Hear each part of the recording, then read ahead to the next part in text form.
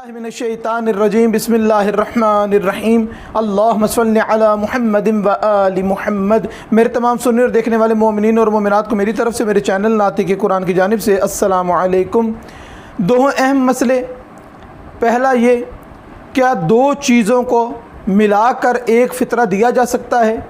मसलन हम दो जिन्स घर में ज़्यादा इस्तेमाल करते हैं, यानी कि हमारे घर में चावल भी ज़्यादा खाए जाते हैं, हमारे घर में आटे का भी ज़्यादा इस्तेमाल है, तो हम आधा फ़ितरा आटे का निकाल लें, आधा चावल का निकाल के दें।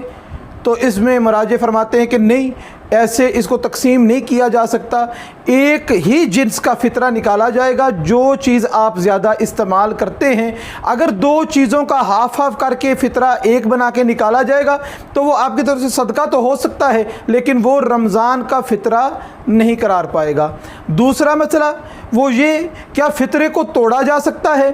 फ़ितरे की रकम को तकसीम किया जा सकता है, या फ़ितरे की जिन्स को दो हिस्सों में बांटा जा सकता है? मसलन एक फ़ितरा दो अफराद में तकसीम किया जा सकता है, इसका तकसीम करने का क्या हुक्म है? तो मराजे फरमाते हैं कि ऐसा करना हराम नहीं है कि उसको तकसीम किया जाए, लेकिन बेहतर ये है, ताकीद इसमें आई है कि एक फ़र्द को मुकम्मल एक फ़ितरा दिया जाए, कम अज़ कम एक फ़ितरा मुकम्मल दिया जाए।